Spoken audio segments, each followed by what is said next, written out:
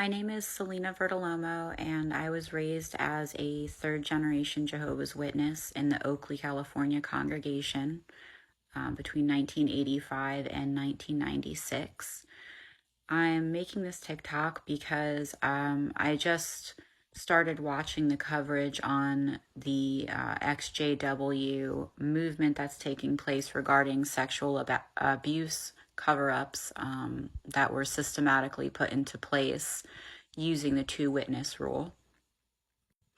I noticed that Candace Conti, who will forever be the bravest girl to me and many others, that she's from North Fremont, which was only about 45 minutes away from my congregation in Oakley.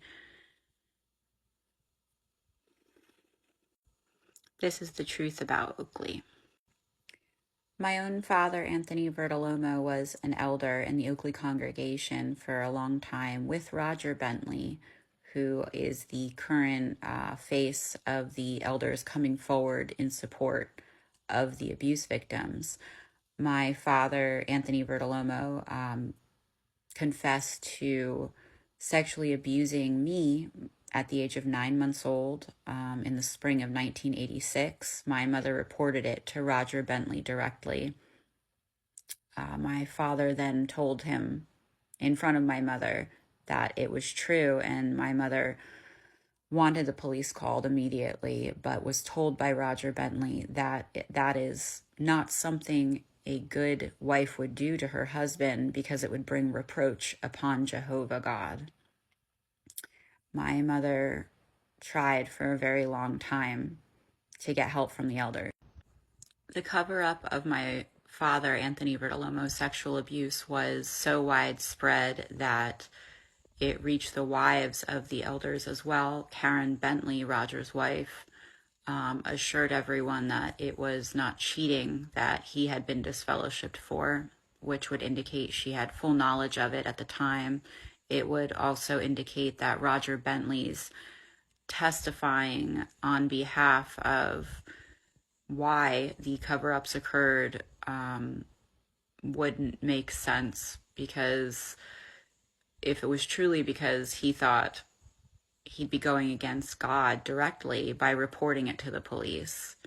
Also, going against God directly would include sharing confidential congregation issues with your spouse, which is forbidden for the elderly body. Roger Bentley is making it sound as though the instructions from the Watchtower Society and the letters that he was given were clear and that he had been coerced. However, he left out the part where my mother directly told him what had happened and my father confessed it in front of him. And he also left out the subsequent 8 to 10 years in which him and his wife would swoop in and bring us to their house all the time because my mother was too ill in bed. My father was busy having her diagnosed with mental health disorders, and the coercion that took place was not against the Bentleys. The coercion that took place was against a woman who was trying to take her daughters away from a child molester, and it was enabled by Roger and Karen Bentley.